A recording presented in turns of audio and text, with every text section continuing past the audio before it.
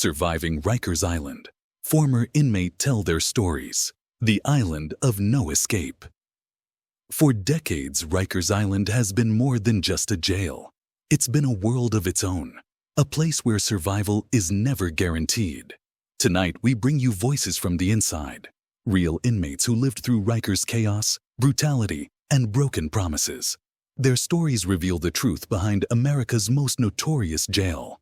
Built on a 413-acre island in New York's East River, Rikers was meant to be temporary. But for generations, it became a holding ground for thousands awaiting trial, many too poor to pay bail.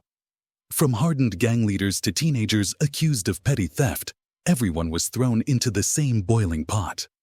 Former inmates often describe that first moment, stepping off the bus, hearing the gates close behind you. One told us, "It felt like being dropped into a war zone." Another remembered the silence on the bus. Everyone knew what was coming. Overcrowding, violence, corruption. These weren't just rumors. Federal monitors, journalists, even correctional officers admitted. Rikers was out of control. But for those inside, survival came down to one rule: trust no one. You had to be ready every second. If you weren't in a crew, you were food. I saw people robbed, slashed, jumped, all within the first week. Stories like these were repeated again and again. Weapons made from scraps, gangs running entire blocks, and correction officers often too outnumbered or too scared to intervene. But it wasn't just the violence.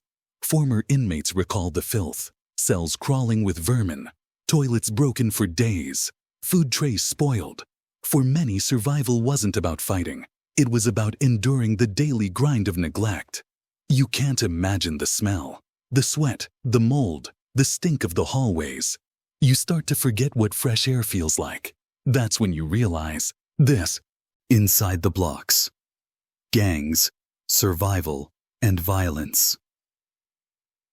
Step inside the blocks of Rikers, and you'll see a world within a world. Every dorm, every tier, had its own order, its own rulers.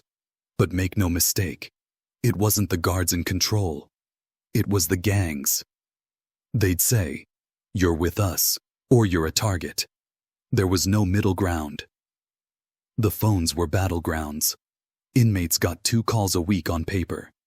But in reality, whoever controlled the phones controlled the block. A 5-minute call could cost you commissary, protection, or a beating. Weapons were everywhere. Shanks carved out of toothbrushes, razors smuggled inside sneakers, even pieces of metal ripped from the building itself. In a place where a look could spark violence, nobody wanted to be caught empty-handed. I saw stabbings every week, sometimes every day. The COs, correctional officers, would wait it out, let us fight. By the time they came, it was already over. Reports confirmed that hundreds of stabbings and slashings took place every year inside Rikers. Many more never made it into official records. Some survivors carried scars for life. Others carried stories of how guards turned a blind eye. Or worse, fueled the violence by playing one side against another. The COs, some of them were scared like us. Others, they'd put you in the wrong dorm on purpose. They'd say, "Let the wolves eat him." This wasn't protection. This was survival of the fittest, and the weak were often sacrificed. Food became currency. A pack of ramen was worth more than money. A honey bun could buy protection, but it could also put a target on your back. Former inmates say even a bag of chips could spark a fight that left blood on the floor. Some made alliances. Others kept to themselves. But no one escaped the rules of the block. In Rikers, every day was a test. Solitary confinement, the box that breaks men. At Rikers, solitary confinement, known as the box, was a punishment feared by everyone. 23 hours a day, locked in a cell barely big enough to stretch your arms. For some, it lasted weeks. For others, years. Inmates marked time however they could. Scratches on the wall, folded letters never sent, prayers whispered to nobody. For many, days blended into weeks, and weeks into madness. Psychologists later warned that prolonged isolation at Rikers drove men into paranoia, hallucinations, even self-harm. Suicide attempts were common. The box turned pain inward. Guards documented incident after incident, but for those inside, it was just another day in hell. Khalif Browder's story shocked the world. Just 16 years old, he spent nearly 2 years in solitary at Rikers without trial.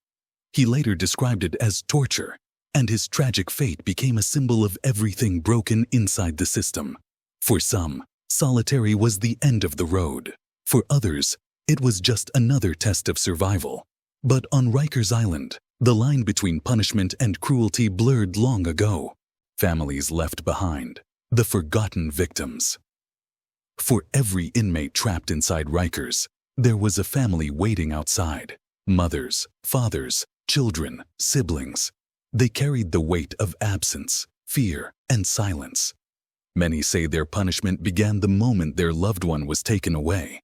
Children grew up visiting their parents behind glass. Some barely recognized their fathers or mothers after years of separation.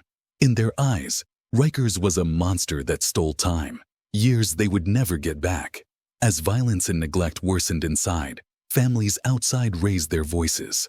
They marched, protested, demanded justice. For them, the fight wasn't just about closing Rikers. It was about dignity for those who couldn't speak for themselves. Calls from Rikers weren't just expensive. They were emotional lifelines, stretched thin by walls, distance, and despair. Some never came home. Deaths inside Rikers left families with only memories and unanswered questions. For them, survival was no longer about the inmate, but about carrying the story forward.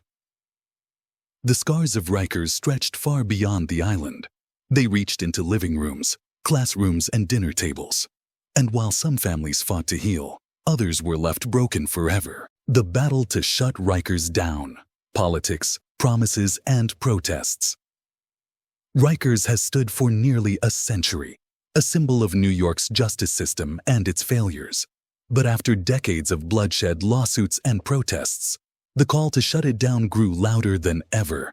Reports from federal monitors documented years of abuse, unchecked violence, medical neglect, suicides, and corruption. Each headline added fuel to a fire that could no longer be ignored. Politicians promised change. Mayors pledged closure. But in the world of New York politics, promises were easier made than kept. Year after year, deadlines shifted, excuses piled up, and Rikers remained open. It wasn't just lawmakers pushing. It was families, activists, and community leaders who demanded justice. To them, shutting Rikers wasn't politics. It was survival, dignity, and remembrance for those lost. For every cry on the inside, there was a voice on the outside echoing it. Survivors testified. Families shared stories. And for the first time in decades, the city seemed to listen. Federal courts stepped in, demanding oversight and accountability. Judges described Rikers as unconstitutional, a place unfit for human beings. The island's days, many believed, were numbered, yet the path to closure was anything but simple. Some called Rikers necessary, arguing New York couldn't survive without it. Others countered. The city couldn't survive with it. Plans were drawn. Smaller, community-based jails would replace Rikers. But as costs soared and opposition grew, questions remained. Would these promises be kept? Or would Rikers outlive its own death sentence? Rikers Island is more than a jail. It's a scar on New York's conscience, one that cannot be erased, only remembered. For those who survived, their voices echo beyond the bars. For those who didn't, their silence is a warning. The fight to close Rikers is